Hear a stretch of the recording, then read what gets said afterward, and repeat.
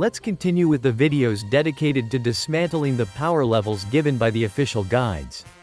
This time it's the turn of Goku's power while he's using the Kaio-Ken times 4 against Vegeta.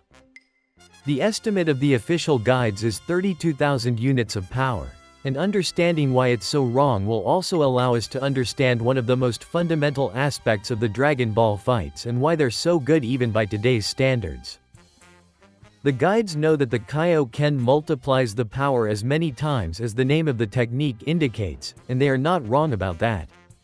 A normal, or double, Kaio-Ken multiplies the power by 2.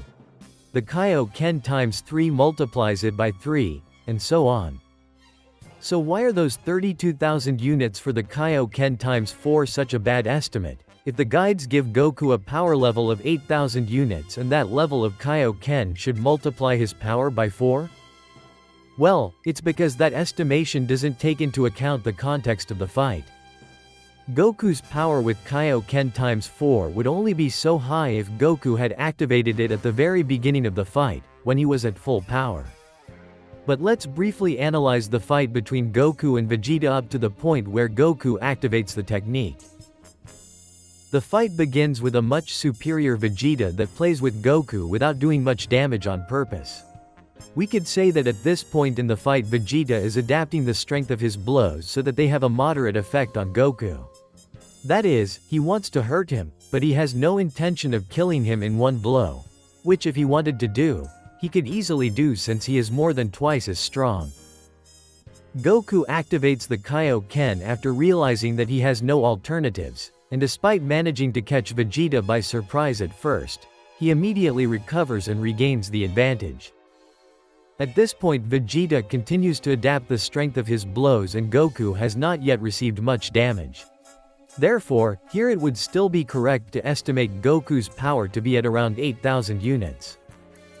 But this changes here, because then Vegeta makes a demonstration of strength and despite that he continues to regulate the strength of his blows so as not to end the fight too quickly, he wants to humiliate Goku, whom he considers a traitor who is not aware of his place, rather than simply win.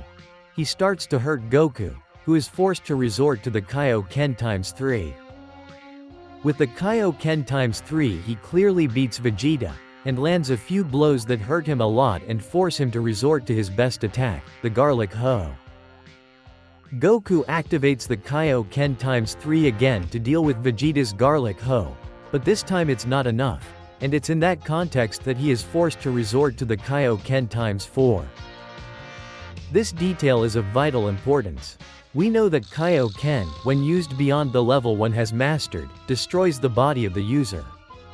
In battle this means that using it as a double-edged sword, as the damage the technique does to one's own body can be fatal, as it is in this case. Goku needing the Kaio-Ken times 4 to overpower Vegeta means that the Kaio-Ken times 3 hurt him more than the damage he was able to inflict to Vegeta while he was beating him up. So, by the time the Kaio-Ken times 4 was activated, Goku had not only lost some strength from Vegeta's punches, but had already shattered his body 2 times with the 2 Kaio-Ken times 3 activations he performed. Furthermore, after using the Kaio-Ken times 4 Goku is so weakened that even Yajirobe hurts him unintentionally. Does anyone believe that Goku's power at this point, who can barely stand up on his feet, is still of 8,000 units? Does anyone believe that Goku's power, after activating the Kaio-Ken times 3 in 2 occasions, was still 8,000 units? With the power levels, Master Toriyama redefined how the Dragon Ball fights worked, establishing 4 fundamental internal narrative rules that would define all of his fights from the introduction of Raditz onwards. Understanding these 4 narrative rules is essential in order to truly comprehend the development of the Dragon Ball fights, and to appreciate to which extent Toriyama knew how to write them masterfully. The official guides completely ignore these rules, and this estimate of 32,000 units for Goku's Kaio-Ken times 4, while not the worst example, is a very solid proof that they didn't understand the series. But there's more.